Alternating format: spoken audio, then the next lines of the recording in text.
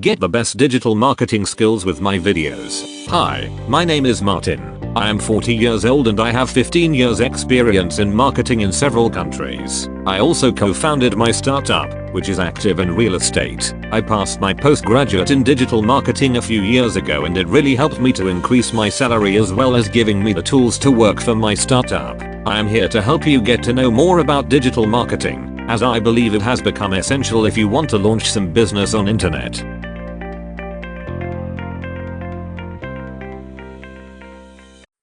Today I will make an introduction to search marketing. All the following points will be covered in more details in future videos. The main objective of search marketing is to understand what kind of traffic to get to your website, and how to convert this traffic. The definition of search marketing is the marketing that involves getting traffic and visibility for websites through both paid and unpaid methods. The four main channels, or tools for search marketing are: search engine optimization, which is the way you can refine your website so it can be indexed and ranked by search engine. You have on-page SEO, which is everything which is done on your website, and off-page SEO, which is everything out of your website. Your website is only one component. That means inbound links to your site and how much your content is shared. For instance, search content marketing. The content on your website will drive and convert users. Pay-per-click. You are paying an advertising platform to get results. That means fantastic data and immediate access to your market. You can use this strong method to fill the gaps of your SEO campaigns marketing. And finally, analytics. Analytics is very important because you will know if a campaign is working or not. Okay, so you want to increase traffic on your website and you are ready to launch your first search marketing campaign. But first you have to follow these 3 steps. Create, iterate and integrate. 1. Create your campaign. Before doing anything, it is extremely important that you start questioning yourself about your traffic, your customer journey. You have to answer these 4 basic questions. Who is your typical customer? You may say that you target everybody, but I am sure you can make a proper segmentation. You got to know what particular groups of person you are targeting. What do they searching for? You can figure out with your analytics what keywords really drive traffic to your website. But is your content good enough to convert? The more you know about what your customers are looking in particular, the more refined your content strategy can be, and so they will be more likely to engage and to convert. Where are they online? You want to be reaching the right people, at the right time, at the right place. Why should they come to your site? You need to get visitors a reason to come to your website. For instance, if the website is not updated for a few months, or worse, a few years, they will have a hard time to find a reason to come. 2. Iterate your campaign. Now that you have answered these questions, you should have a proper understanding of the future campaign. But as you go ahead, you might not always be happy with the results. This is why you should go to your analytics. Google Analytics, for instance, to see what is working and what's not. It will be possible to refine your campaigns and increase conversions. The best you know about your customer, the more you will able to iterate to improve your campaigns. Iteration is a never-ending process in order to make your campaigns better. 3. Integrate your campaign. Now that your campaign is up and running, you will have to spread the message across different channels. It needs to feel right. You will want a very nice website with great user experience and with a well-thought SEO strategy to make it easy for users to find your content. You will want to have a lot of page SEO work done as well, like inbound links from other websites of your field of expertise and great content. The easiest place to start your content marketing is your blog. Make it great, because if you are bored writing it, you can be sure that people will be bored reading it. Then we have paid advertising, which is paying a platform, like Google AdWords for example, to rank your website for certain keywords. Finally, the social medias, which are a very strong way to share your content and reach thousands or millions of people easily. The overall impact of a great search marketing campaign is the impact of the Google ranking. Indeed, if your ranking is very good and you get the first place on the search list of Google, you will get as much of 42% of the visits. If you are second, you will get 19%, and if you are third, you only get 8%. So you understand easily that the ranking related to a good search and content strategy is highly important. Now that you have a good idea of your search marketing strategy, it is important to increase the chance to be found on internet by improving the technical SEO side of your website. Now have a technical audit of your website and see what's good and what's not. Improving the right things will allow you to rank higher on Google search list. 1. Link popularity. If your website have many quality inbound links, your website will rank high. 2. Have a good and reputable server host. Like this, your website can load very quickly. I do recommend paying $10 to $15 a month in order to have a quality server. 3. Is your site speed optimal? If not, make changes like not overusing images, for example. It is important for the user experience that the speed of your website is good. 4. The canonicalization is the right version of the website that you want to show to Google. It happens often that you have multiple versions of your website or categories for an e-commerce website, for example. 5. Do not have duplication of content. Google doesn't like this and will sanction your website. 6. Make sure your website is geo-targeted for the right location. 7. Make sure your website structure and content is optimal, from URL to keywords and text file. 8. The keyword targeting. And finally, your on-page assessment. There are tools that you can use to have a technical audit of your website. One of the best tools is the on-page grader from moz.com and the page speed insight from Google. These tools will give you a very good insights of what needs to be done on the technical side to rank higher on Google. So when you think about SEO strategy and planning, the best way to get the best results is by knowing what you want to achieve from the beginning. So you will set up technical objectives and business objectives. Examples of technical objectives are high keyword ranking, increasing traffic, and not duplicate content. Examples of business objectives are increasing conversions, increasing content sharing, and increasing visibility. Now let's talk about content marketing. Content marketing is the development and sharing of content for the web in order to acquire and sustain customers. There are so many different formats for content. Some are cheap or expensive and somewhat effective or very effective. Example of content goes from regular blog articles, status update, blog comment, podcasts, videos, infographics and ebooks. The question is, how can you mix that content to make it more interesting for users? The content marketing process. Simply publishing content doesn't mean you have a content marketing strategy. In order to go from content publishing to content marketing, you need a relevant plan that drives profitable customer action. In order to do this, you need to understand the buyer's journey. The most commonly used one includes 3 basic stages: awareness, consideration and decision. Each of these stages consists of a handful of different steps. The awareness stage is the very beginning of the journey.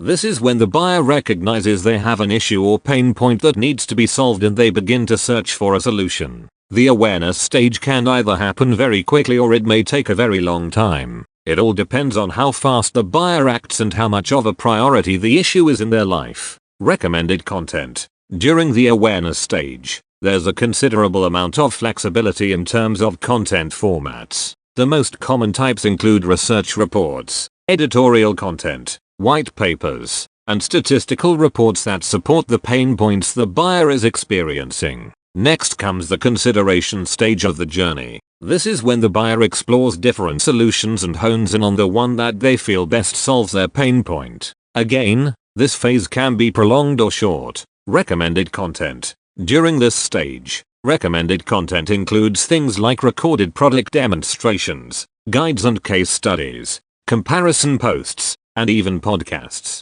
Finally, there's the decision phase of the journey. During this phase, the buyer examines the solution they've identified and tries to justify a purchase decision. If all goes well, they end up making the selection. If they decide the solution isn't right for them, they revert back to the consideration stage to look at alternatives. Recommended content. Depending on the industry you operate in and which type of product or service you're pushing, recommended content for this stage includes product comparison content, trial downloads, in-depth case studies, and live demos. Now, let's talk about pay-per-click. Pay-per-click, also known as PPC, is an internet advertising model used to direct traffic to websites, in which an advertiser pays a publisher, typically a website owner or a network of websites, when the ad is clicked. Pay-per-click is the links that are on the top and right hand side of the Google search list. It has a small icon with the letters A and D. Your sponsored ad must be optimized in order to be at the very top of the listing, the same way you will optimize your website.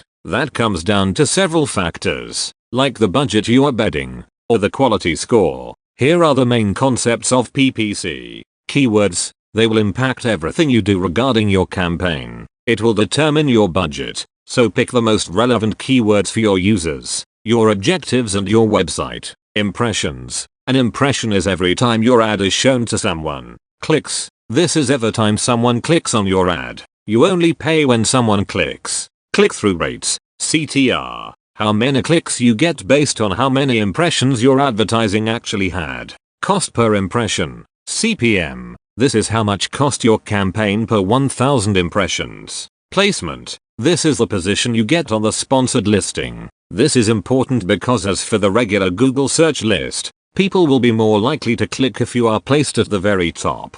Conversions. This is desired action of your campaign. That can be a purchased, a download, a contact, and so on. Conversion rate. This is the number of conversion based off the number of clicks on your advertising. So you have the search network, which allows you to have your ads in the search listing, but you also have the display advertising network, which allows you to have more than just text ads. You can have images, interactive ads, video ads, animated ads, and so on. When to use the Google Search Network. This advertising format is incredibly effective because it targets an active searcher who is on a mission to find something. As you can see in the example, the searcher is looking for a plumber in Virginia. Upon submitting the query, both paid ads, highlighted in the red boxes, and organic listings appear. Sure, the plumbers could rely on their organic listings, but chances are, they will be more successful if they run ads on the search network. Not only are paid ads more robust, but they allow the plumbers to include extensions with additional links, phone numbers and addresses. Since the search network connects advertisers to people actively looking for their products, search campaigns typically drive more conversions than display campaigns. You should be running a search network campaign if you're working with a limited budget. In general, when restricted to a small budget, I recommend starting with the search network. This format is more likely to drive direct conversions, making it easier to measure and justify your PPC efforts. Once you've mastered search, it may be advisable to expand to the display network, which can boost visibility, leading to an uptick in search volume for your business. You sell an emergency product. If your product or service offering is something that users look for on a when needed basis, plumbers, locksmiths, electricians, etc., you should be advertising on the search network. For these industries, it is imperative that your ad appears when the searcher is in need of your services. When to use the Google Display Network. In addition to traditional search advertising, Google also gives advertisers the opportunity to place their ads on a variety of sites across the internet. This collection of websites, which ranges from blogs to news sites and even YouTube, is referred to as the Google Display Network, GDN. According to Google, the GDN includes over 2 million sites that reach over 90% of global internet users. Given the expansiveness of this network, it is incredibly appealing to advertisers who are looking to expand their online presence. When users are on the GDN, they may not necessarily be in shopping mode. Instead, they are going about their daily internet activities, catching up on news, reading blog posts, watching video clips, etc. It is the ideal space to promote brand awareness. By increasing your brand's visibility, you may reap more clicks on organic listings or see an uptick in brand-specific searches. These clicks are also less costly than clicks on the search network. You should be running a display network campaign if you want to familiarize people with your brand. Many advertisers leverage the display network to promote brand awareness. You have a lengthy sales process. If you sell a product or service that consumers are not likely to purchase immediately, you need to ensure that your brand stays top of mind for prospects. To do this, I recommend utilizing remarketing through the garden. This strategy allows you to show ads to anyone who has visited your site in the past, encouraging them to return and convert. You have a sexy product. Since the GDN allows advertisers to display image ads, it is ideal for advertisers who sell luxury products, whose ads are enticing to the eye. Since display advertising relies largely on distraction, it's helpful to have an appealing product to promote. Utilizing a dual network strategy. In reading the descriptions above, you may have noted that your company would benefit from both the search and the display networks. I advise many advertisers to run campaigns for both, when budget permits. Let's talk now about the display campaign process. To help you launch, manage and measure the results of your very own display campaign, I have broken the display advertising process into 5 easy to follow steps. Step 1. Select goals and KPIs. The first step you will take toward launching a display campaign is deciding what exactly you want to achieve through the campaign. Common goals for display campaigns include raising brand awareness, increasing website traffic, and lead generation. Next, you will select key performance indicators, which are data points that will help you measure whether you are meeting goals and determine whether the campaign is a success. Typical KPIs for display ad campaigns include the number of impressions served, the click-through rates on ads, the ad cost per click, and conversion rates. Step 2. Define target audiences. The process of defining target audiences is closely tied to campaign goals. Target audiences are those ideal people you want to reach through your campaign. While advertising on internet gives you the ability to reach a large and diverse set of people, clearly defining target audiences is important because your ads will not resonate with everyone equally. Some people just are not looking to buy your product or service, and displaying your ads to these people is a waste of your marketing budget. Step 3. Buy media. Now that you have finalized campaign goals and target audiences, it is time to buy media or ad space on different websites. Advertisers can buy media through the following channels. 1. Publishers. Advertisers can buy ad space directly from publishers. 2. Ad networks. They act as a single point of contact between an advertiser and multiple publishers, thus making it easier for advertisers to run their ads across multiple websites. 3. Platform. Similar to Google AdWords, this is an online environment that makes it easy for advertisers to purchase highly targeted display inventory across multiple websites through one single interface. 4. Advertising agencies. If you are a big business and advertising is an important part of your marketing mix, then you might consider working with an ad agency. It might cost a little more, but the quality of work is superior to what you had get if you did the work yourself. Step 4. Develop campaign creative. It's helpful to think of your display ad as a highway billboard. Your audience is moving fast and you only have a moment to make an impression. Creating ads that are eye-catching is how you can make the most of that one moment. There are several display ad formats and sizes for you to choose from. Text. These are simple ads that contain only text. Image. Currently the most popular form of banner ads. These are ads and contain a graphic along with some text. Video. Ads with a video embedded within them. Rich media ads. Ads with an interactive element, such as a carousel of products, a quiz, or a game. The most successful creative is one that captures audience interest with graphical elements and compelling copy, and is branded so that the audience remembers the advertiser. Step 5. Tracking and optimization. One of the advantages of display advertising is that you can track campaign performance and optimize it in real time. During the campaign, you'll want to track your KPIs several times a day, once a day at a minimum, and to track all that you will need to use web analytics. Web analytics is the measurement, collection, analysis and reporting of web data for purposes of understanding and optimizing web usage. However, web analytics is not just a process for measuring web traffic but can be used as a tool for business and market research, and to assess and improve the effectiveness of a website. Benefits of analytics. 1. Ability to understand user behavior. This can show us how visitors are interacting and how they are coming to your website. That means what they were searching for when they came. 2. Gauge user experience. You can understand how and why people are leaving the website and if they found what they were looking for. 3. Monitor content. Is your content still in line with what the visitors are searching and what kind of content is the more popular? 4. Gain insights from real customers, not the persona you have been elaborating in the beginning. You can now ITERATE your campaign with real data. 5. Use custom data to predict behavior. 6. Track revenue and profit. And 7. Correlate with your real-world business objectives and setting real targets that are realistic. I hope you enjoyed that course. The next video will be about your search engine optimization setup. Bye.